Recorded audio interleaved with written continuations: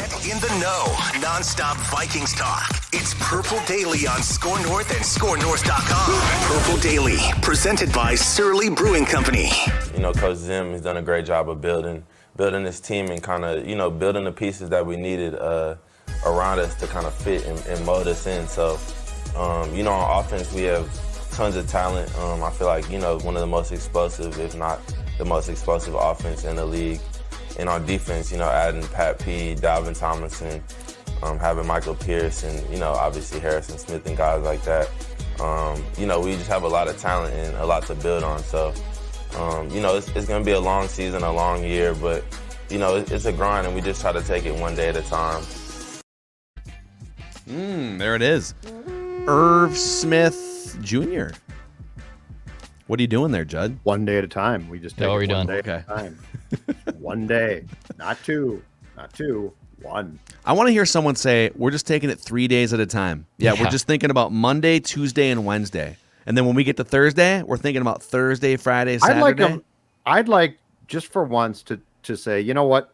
We open against the Bengals, but we're not talking about that game. We're already looking ahead to week 2. We're assuming that we'll beat them. We're looking at that Seahawks game. Yeah. Yes. We have a really hard time with them. We're pretty sure we're going to beat the Bengals. Yeah, that's what I want. Yeah. Like, we haven't even talked about the Bengals. Like, we're just focused on the Packers, Seahawks. That's it. That's all we talk about. I love it. Yeah. Yeah, we're actually we're kind of looking ahead to that barrage of NFC North games late in the year right now. We're just we're just trying to get ready for those. Yeah. The Bengals? I haven't looked at our schedule yet. All right.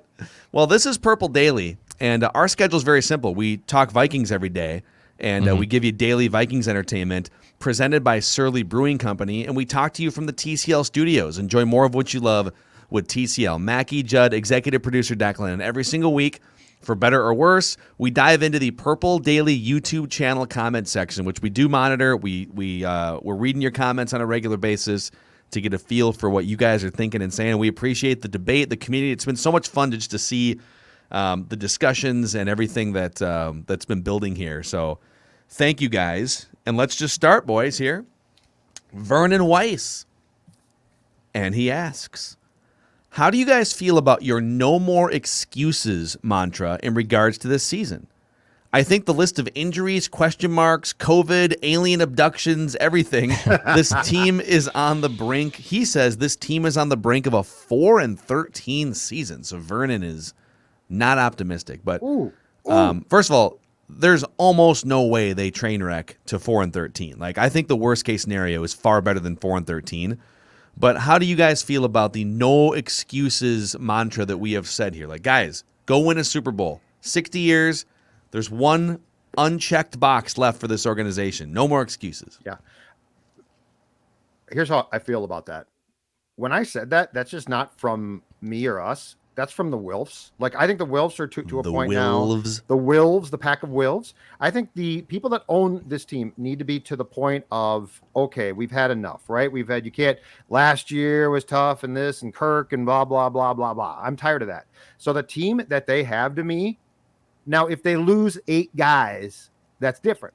But the team that they currently have and are probably going to start the season with, to me, there are no excuses. If the offensive line sucks, there's no excuse. Like I'm not going down the path of, well, they lost Riley Reif. You don't understand that. No, they drafted Darisaw. If he does not work or can't play and Rashad Hill stinks, that's their guy. The right guard is their guy. The quarterback is their guy.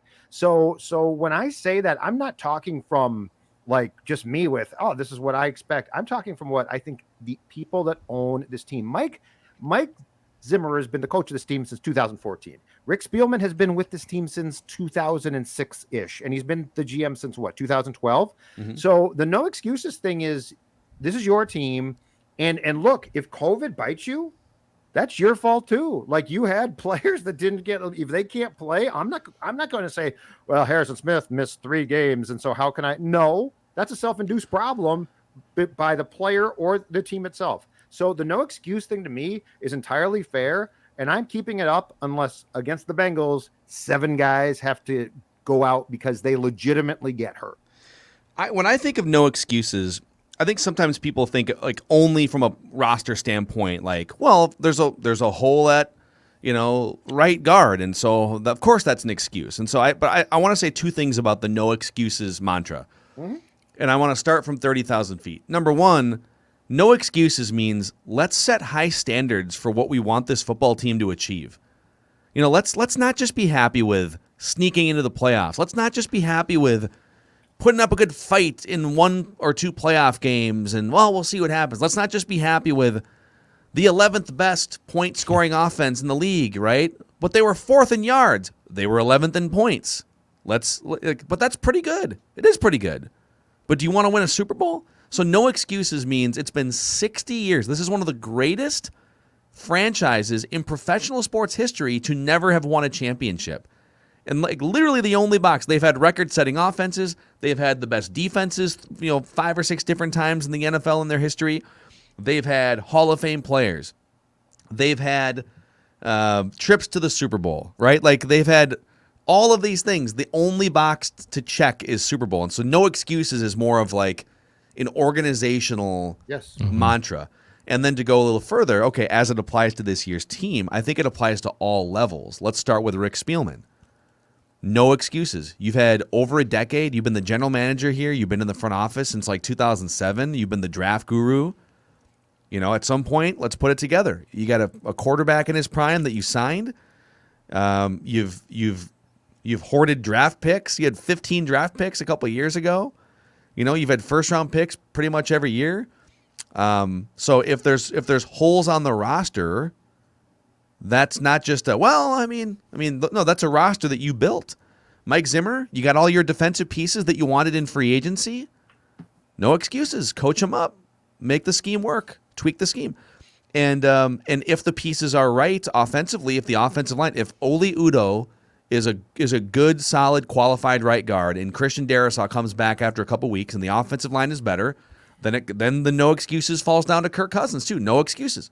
It's not just about the roster and the players. It's about the building of the roster. It's about the coaching of it's all of those things. Mm-hmm. And I think sometimes we're just afraid to put those expectations on the team because it's unlikely they're going to win a Super Bowl, right? It's unlikely that the Bucs are going to win the Super Bowl. It's unlikely that the Chiefs are going to win the Super Bowl. And people are like, what do you mean it's unlikely? The Chiefs win the Super Bowl 15 or 20% of the time. And they're the best team in the NFL, right? So it's unlikely that any team will win it, and I get that. But, I just think we shouldn't shy away from demanding and expecting this team to do big things. So that's when I think of no excuses, that's where it's coming from. I kind of look at the same spot too, because it's after the draft and after everything they did, drafting Darrisaw, drafting Wyatt Davis, spending capital, your free agent money on defensive players. Yeah, it wasn't just excuses, you're going to go to the Super Bowl or bust. It's, everything is now in place, and we're going to figure that out about the offensive line. People saying that they've neglected the offensive line. No, they've put the resources in. Their evaluation or the execution has been poor. That part's the true part. So we're going to figure out pretty quickly here what this is a era-defining moment for the Vikings in 2021 with Kirk Cousins, Zimmer, and Spielman. Whether they all like it or not, they're conjoined at the hip. So we're going to figure out pretty damn quick if this team is legit or if it is time to hit a little bit of a reset button and transition before the next era. Dex, can you find that Kyle Brandt clip too? I think we played it on Mackie and Judd, because I think it applies to this season. It's actually kind of funny because the San Francisco Giants were this way in the early 2010s when they won 3 World Series. Every other year they were really good, but they won World Series. And then every other year they were bad or missed the playoffs or whatever. And so this is Kyle Brandt from Good Morning Football.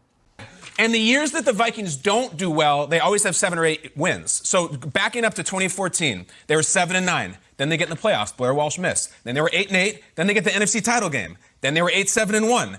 Then they beat the Saints in the playoffs. Last year they were 7 wins. This year they go to the playoffs. It's just math, guys. This is how it happens every year, and I don't know why. But every other year they make the playoffs, and the years they don't, they win 7 or 8 games. Last year, they won 7. What I'm telling you, the Vikings are definitely making the playoffs. That's happening. Sean, it's just physics. And can I say, but that's true. He's exactly right. But it's damning because it's basically saying that this franchise, and this is where I think ownership expectation has to change. players, coaches, and fans. What he's saying is every other year they do pretty well. But never once does he mention like a championship. Like the expectation is, I just think they're going to make the playoffs. And I guess the question on this show for quite some time now, and this is where I think we have a slight discrepancy or falling out with some people, is when's that not going to be good enough? Like, okay, so you go from 7 wins to, oh, hooray, you've won 10 games, you're in the playoffs. And then you win maybe a game in the playoffs, maybe you don't, but now you're out. So it's what Kyle Brandt is saying there to me is also a very damning thing, because it's like we get used to these patterns of they're going to make the playoffs again. Is that really good enough? I don't think it's damning. I mean, I think if you're making the playoffs 50% of the time in the NFL, like I think that's acceptable. But then it's, what are you doing when you make? Is it good enough just to get in, right? Or are you making an impact? Like, are you like, we think of, well, how many wins do they need to get to the playoffs? I think this is what you're saying, and I agree. How many wins do they need to get to the playoffs? What we should be thinking is, how many wins do they need to solidify themselves as one of the best teams in the entire NFL and maybe even get a bye in the first round? Yeah, like, and that's what we should be shooting for. But what's damning is every other year they're just going to make the playoffs. That doesn't win you championships. That doesn't do. At some point in time, we have grown into, and it's our fault too, in this town, we've grown into this. Well, they're going to make the playoffs. Okay, they make the playoffs. A lot of towns say, I mean, do you think the Patriots are like, Patriots made the playoffs? And the Packers have gone 13-3 in back-to-back years and fallen short. Nobody celebrates division titles like Minnesota sports teams us, man. We love division titles, baby. There are now 7 teams in each conference in the NFL that go to the playoffs. Being a 7th seed is not cause for celebration. It's cause for what's the expectation. But the no excuses thing to me should start with the Wolves. It should start with the people that own this team. They want to win a title, and they have not accomplished that. And they've now owned this team since 2005. Yeah. So Vernon, that was a great question. Thank you. We definitely went way longer on that than we probably thought. We'll get to some other comments from YouTube here in a second, but the Vikings are partnering with the Minnesota State Lottery on something pretty cool this year. 2 different Viking scratch-off games. You got the $5 game that can win you up to $100,000. Comes in a cool holographic design. So even if you don't win, you got a cool holographic design on a Viking scratch game. It's great. And then there's a $2 skull game that can win you up to $15,000 with also great second chance prizes. So get pumped. It's game time. Just say, I'm in to Viking scratch games from the Minnesota State Lottery. You must be 18 or older to play. So you can do some scratch-offs. You can crack a Surly Judd this weekend. It could be a big weekend. Big weekend. And you know what? I want, when Dex, Phil, everybody else, I want you, when you crack that Surly, probably be a furious, but I'm not quite sure. It might not be, but I want you to do what so many people in the last 2 weeks have been doing, and I love it. They've been sending me their pictures of Surly Furious. It is cool. And I had a guy send me last night. He said, I will take the 9 that you drank last weekend, and I'm going to top it because I'm going to drink 12 in the next 4 days. Wow, and he sent me the whole case, the whole pack. So at Jay Zolgad on Twitter, send me as you consume your Surly Furious tonight or tomorrow, perhaps during the Vikings game. Send me your picture of Surly Furious or whatever Surly beer you're drinking, because you do enough settling in life. Crack open a Surly Furious. Enjoy the IPA that revolutionized Minnesota craft beer. Don't settle. Get Surly at Jay Zolgad, Zulgad on Twitter. All right, next one here. Comment from Vikings or Purple Daily YouTube channel. John Galt says, you guys are Mike Zimmer fanboys, utterly clueless. I don't think that's true, but which one of us is the biggest Mike Zimmer fanboy? Is it me? I actually think... is it Dex? I'm pretty high on Mike Zimmer as a whole. I think just the body of work is very impressive. I'm 28. I think he's the best coach of my lifetime. I know I don't really remember Denny Green, but I remember him. I remember the final years of him. And I think Denny is also right up there in terms of polarizing NFL head coaches and was a trailblazer for the league. But I think in terms of what Zimmer has accomplished in 6 years, I think it's pretty damn impressive. And I know Frazier, Tice, before him, kind of a slower bar to clear, but I think he's been the best coach of my lifetime. So it might be me. It's my long-winded saying it might be me. It's funny because like Dennis Green and Mike Zimmer are Like Zimmer is like defensive Denny Green, and that like Denny Green was an offensive guru and just kind of sometimes would just ignore defense, and those defenses were just like, I just try to hold the team under 30 and give us a breather once in a while. And Zimmer's the other way, where he kind of ignores offense.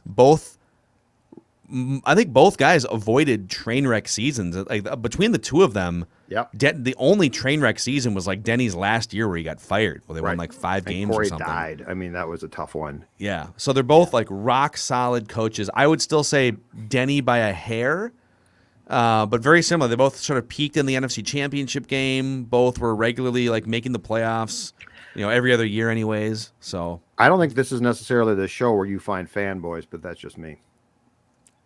No, I think like Phil is for the Timberwolves. I'll say that, but like Vikings wise, me for Fiala. Yeah, but I don't think we're like across the board. If you sampled the media content in this town, I think we'd fall far short of the fanboy mark. Yeah, well, we criticize. I think it's kind of a shock to the system sometimes. Like, wait a second, why are you guys so critical? Well, we want these teams to win championships, and so it can be a little uncomfortable if you're used to like just getting positive PR spin, which you can on other shows in the Twin Cities when it comes to the Vikings. Yeah. As far as Mike Zimmer goes, he definitely has flaws. He definitely is showing some of those flaws in this preseason with just his lack of patience and just like he doesn't calm situations. He pours gas on situations. And I think that's one of his flaws. He doesn't pay enough attention to offense. But overall, he coaches winning team. Like he is what, 15 games above 500 as an NFL head coach. Like he's a good coach. He's one of the top 10 to 12 coaches in the NFL. Yep. And I am a fanboy of his meltdowns. I'm going to tell you that right now. When he comes into a raging fire with 2 cans of gasoline, because I think it's great. I heard it all week long, right? 0-9 on Monday night. You like how this tastes? Yeah. No, it's super awkward. That's still one of the biggest misses ever. You like that?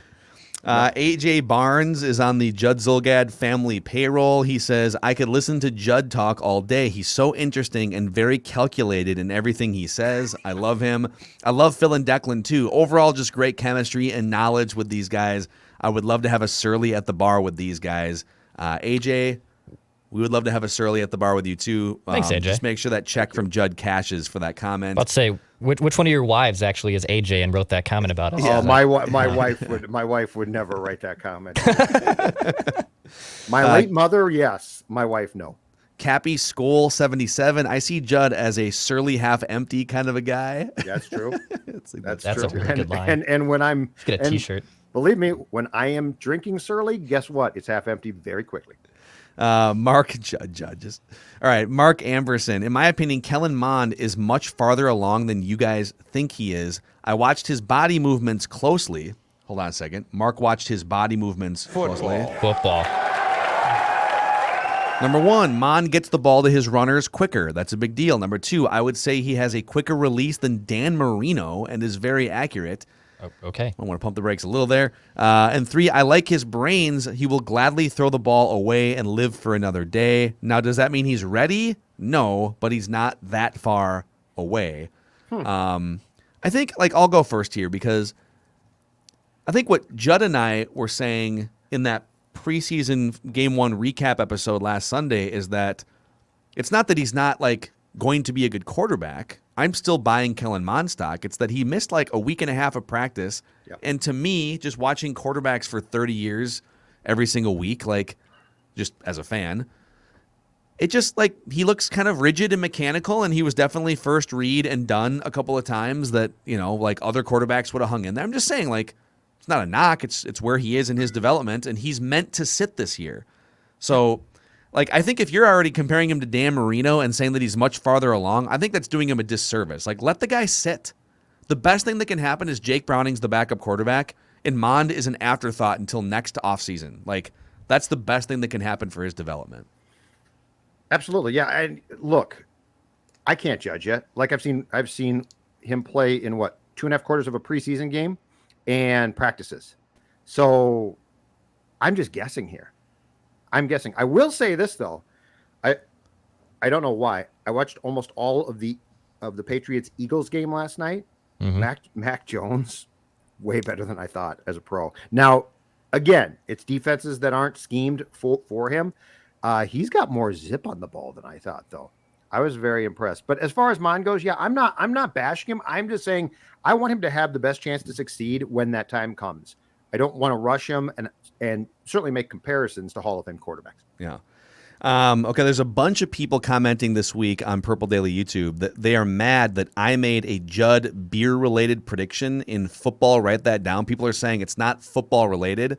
Listen, okay, we say loosely football-related. Loosely. And my prediction was about the host of a football show drinking the beer that presents that football show as a sponsor. Yes, it happens. Yeah. I like the people coming That's at you, though. valid. I'm not going to lie. I mean, there's a lot of people, like the people think it should be ineligible. Well, I mean, if you guys want to take it off the board. I wonder if we should talk about this next week. No. I'll write that down, Dave. I thought it was a fun prediction. It was a fun prediction. It was a fun prediction, but did it go against the spirit of the show? Can we say this?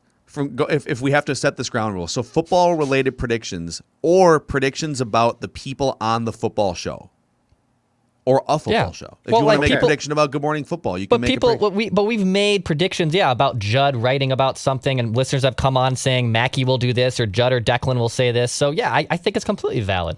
Yeah, if you want to make a prediction about one of us, it's fair game on Purple. Write that down.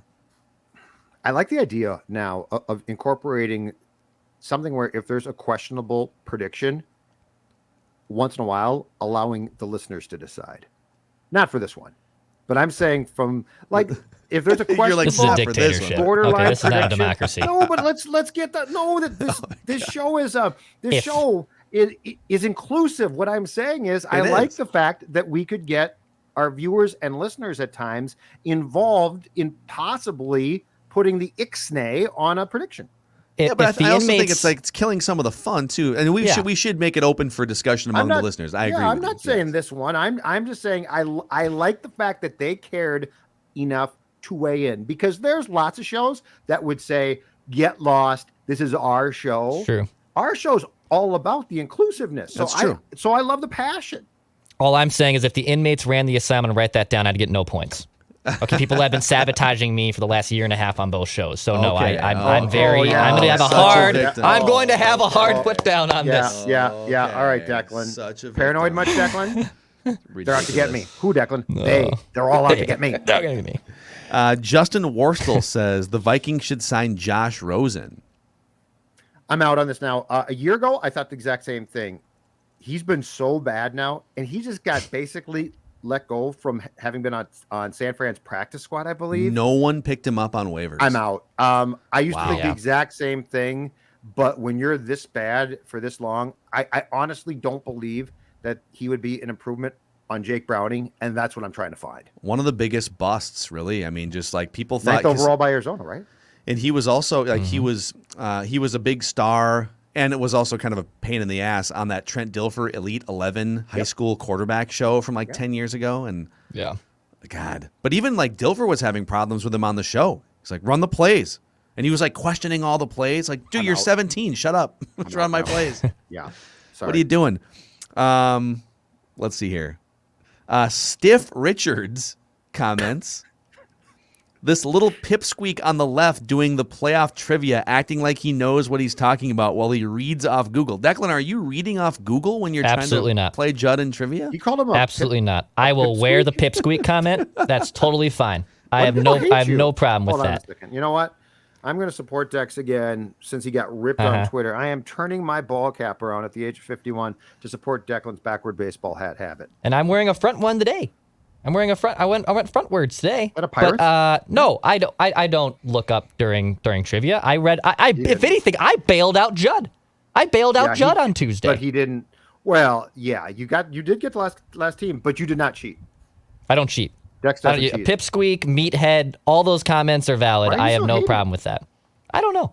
Like, you're the executive producer. I don't know. People were ripping your Link shirt. Come on, guys. Like, why are you real men rip women's basketball? Nah, dude, get that out of here. Yeah, no, I'm sorry that they've won 4 championships. Okay, and Link shirt's cool.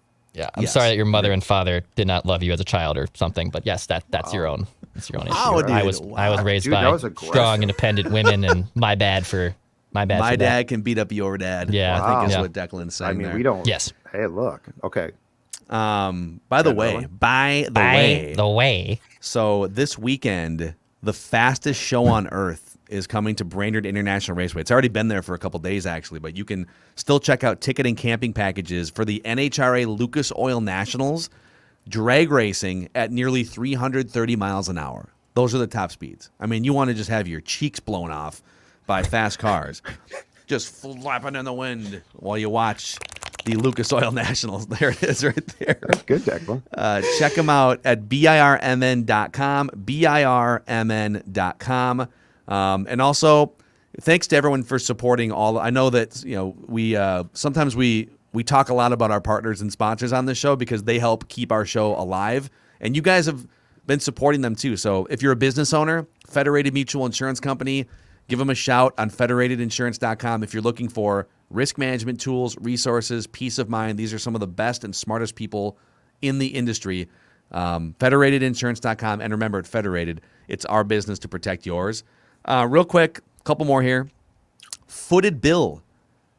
You guys won't have me on to debate Kirk Cousins. First of all, sure we will. Send Declan an email. We'll get you on. Write that down so you can debate all of us about Kirk Cousins. Just dgoff@scorenorth.com. We also just had generally a ton of similar comments about our Kirk discussions this week. Baron von Bielski, you can't even acknowledge his birthday without trashing him. You're way more obsessed with him than his stands are. All right. I sang to him on his birthday. I did not trash him. Yeah, you were having fun with it. So you are clearly seeing things that aren't there, okay? I am just singing to the doctor of what? The dagger doctor, I guess. Happy birthday. The fourth quarter Pharaoh. Are we too obsessed with Kirk Cousins, though? He's the starting quarterback. No, we'll be obsessed with the next guy that starts. We were obsessed with Case Keenum. We were obsessed with Teddy. No, you can't be too obsessed with the starting quarterback of your local team. Like that's a ridiculous thing. If we changed this show tomorrow to say, you know what, we should debate. We should debate the Oli Udoh or left Wyatt guard Davis. more. Let's debate Ezra Cleveland and break him down. No one would listen, and we lose all of our great sponsors who we love, including my guys at Surly. No, you're always going to be obsessed with quarterbacks. I guarantee you at some point. I love talking about quarterbacks. Quarterbacks are fun, man. We'll start to get notes about Mond. You guys should talk less about Mond. No, he's possibly the quarterback of the future here. Yeah. And that's it. That's those are all the comments for this week's show here. Thank you guys. We love this community. Love hanging out with you guys, and we're excited for the regular season to commence here in 2.5 weeks or whatever it is. So this weekend we're going to watch this game. We'll probably pump something out on Sunday, just sort of reacting to what's happening. And then we have some really cool, fun things that we're going to start announcing about Purple. We're going to be expanding Purple Daily in a couple different ways. And we're excited to talk about that here soon. We're still trying to dot some I's and cross some T's here, but we'll let you know soon about some expansions of Purple Daily. And we appreciate it. We'll see you guys tomorrow. Daily Vikings Entertainment, Mackie, Judd, Declan. See you guys.